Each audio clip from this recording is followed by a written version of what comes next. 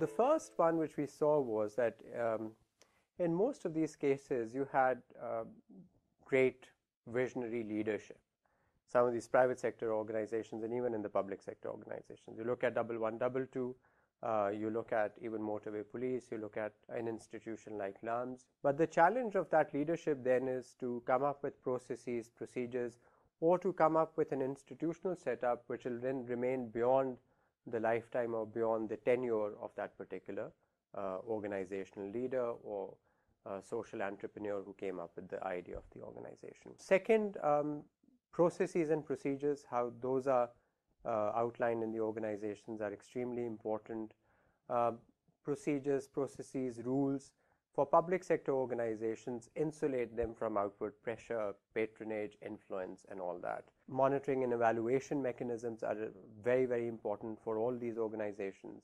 You look at the case of the Punjab Education Foundation, they come up with a program if it has external validation, external monitoring and evaluation, which assesses these programs. You have a board of directors of these organizations which is independent. In public sector organizations, having independent board of directors who have the leeway to implement different schemes, to come up with different ideas without any form of political interference. That is very critical. Then incentive mechanisms which are within those organizations. You have incentive-based pay schemes.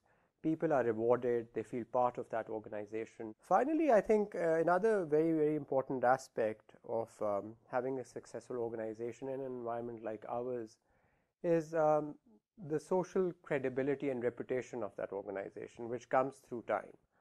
So, say for example, take 1122, or motorway police.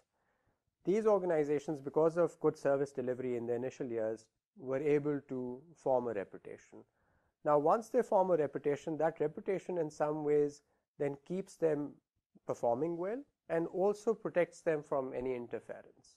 If these are replicated, so if this is taken as a blueprint that you have these organizations, whether that be federal or provincial organizations within the public sector, you look at within the book, as we've outlined in the last chapter, that these are the key ingredients which are required for success. And if organizations are then structured in that basis, then that would mean that there will be high probability of these organizations being successful and being independent of political interference or possible rent seeking.